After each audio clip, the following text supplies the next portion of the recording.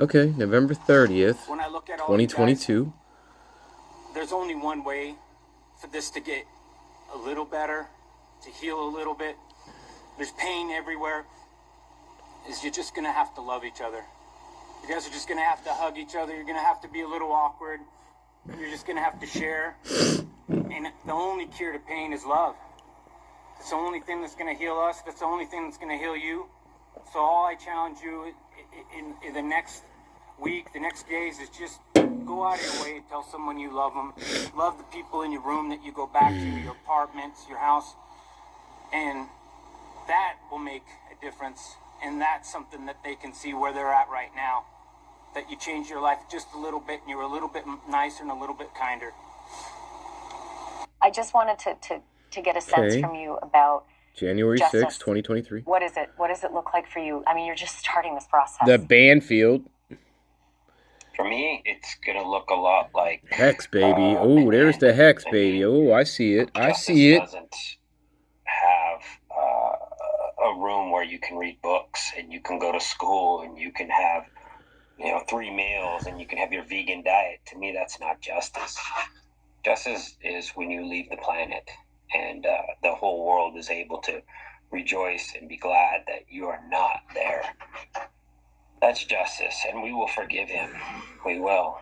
We're not going to have that heavy weight on us. We will forgive this individual, and we will, but he has to pay for what he's done, and it's not just our daughter, it's all the victims he needs to pay justice to. And,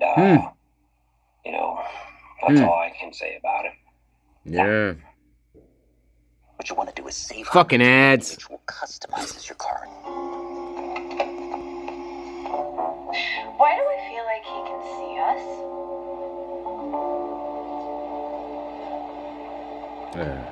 No, it's impossible. He can't see or hear a thing.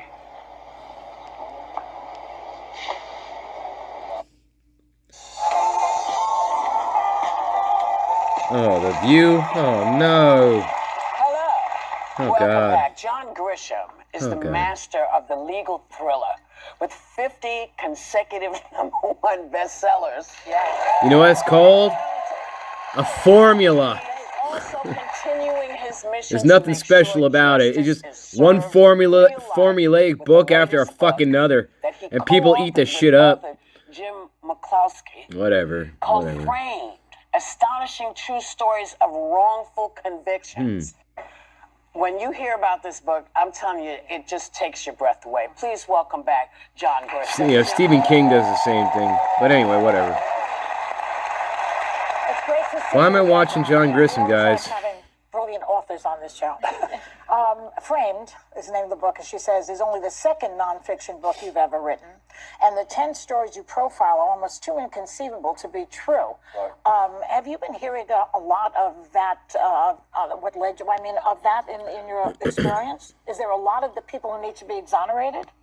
There are thousands of innocent people in prison. Yeah. If that's the question. Yes. And every wrongful conviction exoneration deserves a book because they're from a storytelling point of view, they're irresistible. Yeah. Because of the amount of suffering, injustice, fear, anger, wasted lives, but also sometimes happy endings, perseverance, some good lessons. But these are terribly complicated and depressing cases. Yeah. And I've already had people say, I threw this book against the wall. I put the book down. I read the first story. There are 10 stories, and I read the first one, and I didn't want to read anymore. Yeah.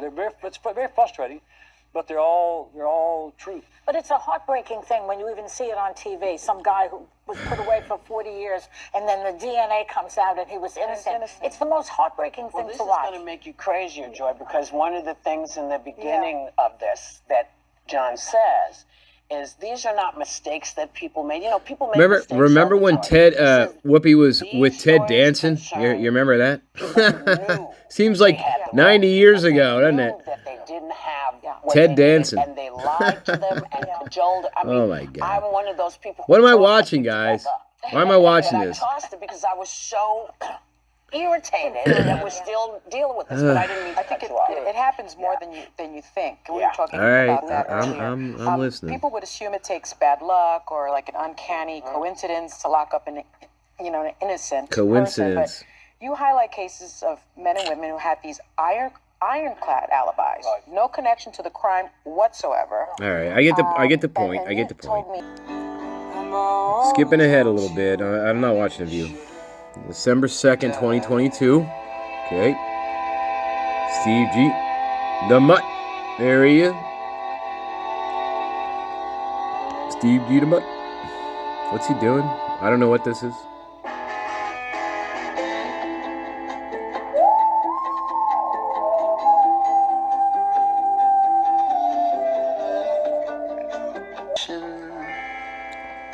All right. Well, I think that's about wraps it up, guys. All right. All right. Well, we're gonna wrap it up right there. I'm just revisiting this portion again, okay? Just revisiting this. Things like a laptop, an Apple laptop, and a couple of things. This is the main theme of the video, right? Laptop. So of things that they had, and I mean, maybe it sounds stupid, but I don't really know why Keely's phone is evidence. Like, what is on? So it makes me think, what is on it? Yeah, that makes you go cuckoo. Yeah, I mean, I'm like. I mean, now I'm thinking, like, are they that stupid or naive? You know what I mean? You know what I mean? Like, you can't be that naive. Really? Can you? I don't know. You know? I mean, maybe she is that naive. I don't know. But that's really kind of weird. You know, like, yeah, all that's going to be important. The amount of records on Key was probably, I think fairly to say, was more than the other victims. How would you know that? You wouldn't know that, Mutt. Hey, Mr. Mutt, you wouldn't know that unless somebody's feeding you that information. You would not know that information. Her room really was just on your head, on top of your head. Her debit card. And yeah, we have those items. We have her ID. She had so many IDs, it's hard to. She had a lot of college IDs, a lot of high school IDs. So fake IDs. I don't know if I actually. To get in the strip club, baby? No, I don't know. No, I don't know. I don't know. I actually haven't gone through. My thing is because I'm very good about like just pretending like things didn't happen and like. Yeah, it seems that way. Pretend. And yeah, that's what I do with Kaylee, Kaylee's stuff, because we brought everything home. Well, we got a bunch of stuff home, and I went through like 2 things, and I literally. All right, guys. So that was the rest of Idaho 4 Revealed video on Kaylee's laptops. I mean, I don't know what to say really to the end of that. I don't know if they're targeted. I mean, if I don't know if I would say they're, I don't know if I could use that word targeted. I mean, of course, of course I would think law enforcement or, homicide detectives or whatever, they would want all of that stuff, right? Because they're trying to find evidence of a stalker. They're trying to find evidence of somebody maybe who's harassing her online. So it's not unusual they're going to be taking all the electronics, guys. It's just not. Again, and to me, it's not unusual to look at all the victims' bank accounts. That's not unusual. That part of things to me makes sense. All right. So, yeah, I mean, it does. I mean, that's what happens. They're going to take your electronics. They're going to go through all your financial records. They're going to see if somebody was trying to blackmail you, right? They're going to look at big deposits.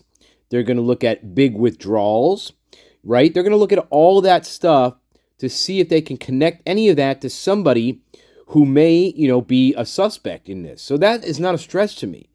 All right. I'll tell you, I think watching that video, what stands out to me though the most in that video was when that McDonough, I think that's his name, the former FBI guy. What sticks out to me with that story is so he was vacationing with his family over Thanksgiving, happened to be in that area, right? And they, yeah, to me, this is the one, this is the most outlandish part, right? So they decide that they're just going to walk around the crime scene, I guess just for shits and giggles. I don't know. Or just, hey, maybe they're just, what do they call them? Curious bystanders, right? And then they find the little black glove like buried, next to, or not buried, but like on, kind of hidden within like the leaves and rocks or whatever that was. To me, that's the most outlandish fucking thing of the video. Like, yeah, you're first of all, you're just perusing the crime scene on Thanksgiving weekend just for the hell of it with your wife, and your wife taps you on the shoulder and says, "Hey, isn't that a glove?" To me, that's absurd. That is absurd. However, if that's true, if that really did happen, oh my God, you know what that tells me? Again, that MPD did one of the worst crime scene investigations on earth. Because there should be anybody walking around a crime scene who's a civilian, and he's a civilian, okay, retired, right? So he's a civilian walking around a crime scene for shits and giggles, and they find a glove. Now that tells me again how pathetic this investigation was. The crime scene, well, we already saw that. We saw hints of that with the mattresses being taken out and just thrown in the back of the fucking trucks. We saw that with, finding, a jacket that, well, it's almost a one-to-one comparison to what Maddie was wearing that evening. And we just tossed that on out in the bushes. Yeah, so that tells me, again, that just reinforces the fact that Moscow PD did one of the worst investigations you could possibly think of. Again, if you have some civilian just roaming around the house for the fun of it, just for, I guess, for morbid curiosity, I don't know what he's doing there, right? Just, I guess, rubbernecking, right? And then you find a glove, and it's like, oh, this glove has some importance, I guess. And the police they didn't find that? Come on. Anyway, to me, that's that was the most absurd part of that whole video. Anyway, so that's it. I hope you liked that. That was part 2 of Idaho 4 Revealed doing his thing or her thing or their thing on the laptops. Hey, check their channel out. Good stuff. Hey, good stuff. Interesting and thought-provoking. So check that channel out. If you dig it, subscribe. Do what you got to do, babies. All right. Hey, I'm gonna catch you in the next one. The next one I want to do, guys, is about the next theme that I got going on with this case. There's still bits and pieces of it that I'm like, can I really consider this a theme or not? I don't know. It certainly is a thread that runs throughout the case. So I think I'm going to consider it a separate theme, even though it's a little weird, I guess, to consider it a certain theme, like a full-fledged theme, all right? But I'm going to do it because it runs throughout the case. It just does. And I'm trying to think about how not to, because of the theme, how not to make it so like grandiose, because, well, you'll see what I'm talking about when I get there. All right, I hope you like that. That was the second part of that. Again, go check out Idaho 4 Revealed channel, and if you dig the stuff, subscribe, which is weird coming from me, because I'm just a little guy in the block, okay, guys? I'm nobody. I'm a drop in the bucket compared to that channel and and a bunch of others. So, but anyway, hey, we're gonna do more. You guys got more for me to look at, and I'm gonna look at it, and I will comment, and we'll go from there. All right. Hey, I love you guys. I hope you have a good Friday. Or I hope your Friday thus far has been great. And I hope, hey, if you guys don't have to work on the weekend, Even better, baby. Even better. All right. I love you. Talk to you soon. All right. Bye-bye.